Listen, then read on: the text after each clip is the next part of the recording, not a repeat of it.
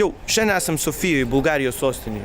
Kaip matot, orai yra puikūs, balkaniniai, nuotaika yra pakankamai tokie ant ribos, daug visokių organizacinių problemų, kurių tikimės įspręsim neužilgo. Bet turim dėl to labai įdomią programą susijusią su gatviniu grojimu. Pamatysit, ką aš turiu omeny. Hey, ladies and gentlemen, we are in Kulto from Lithuania and you're listening to Darik Radio. Yes! Oh, do!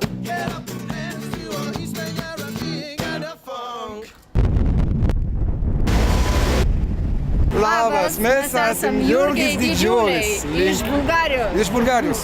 Linkėjimai. Dabar mes padarysim vėl savo partizaninį marketingą. Mes pradėsim nuo šio taško ir nueisim ten.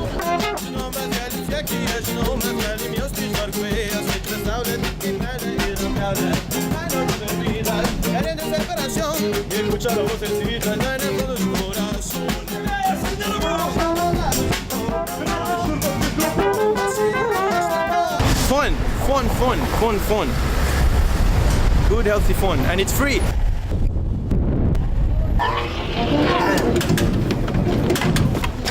Ta-da! Yes! Ladies and gentlemen, we're in Kulto and you're watching.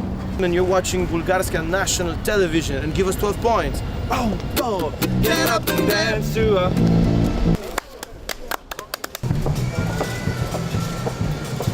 Va, labai džiaugiuosi, kad Vaidas įrašė porą pornografinių žurnalų į mūsų biudžetą. Tai va, bent jau turėsim ką veikti, kai važiuosim autobusiuku toliau. For us, it's very important to meet the people. Eurovision is just the final destination of a very big, important journey. We cannot play live in Eurovision. It's a very big shame. So we're not even going to try. Like to say, oh... Pamenat, kaip sakiau, kad mūsų gatvinis pasirodymas bus biški kitoks? Nu va, štai dėl ko. Gausim mes dozę testosterono 10 kW. Lithuania to Bulgaria. Mwah!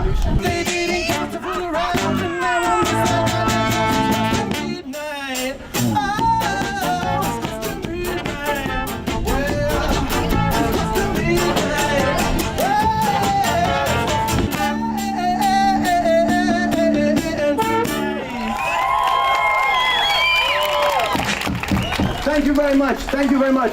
Don't forget to vote. Mwah, thank you. Bulgarijoje, Sofijoje gavom rankšluostį, nes buvo labai karšta, pelės tekėjo prakaitas. Va!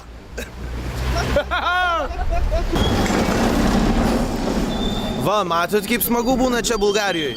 Labai gerai leidom laiko, viskas buvo gerai, rytoj važiuojam į Belgradą, ten irgi bus lygiai taip pat neblogai.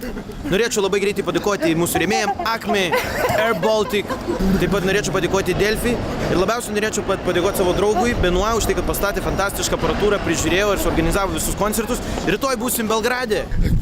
One banana, two bananas.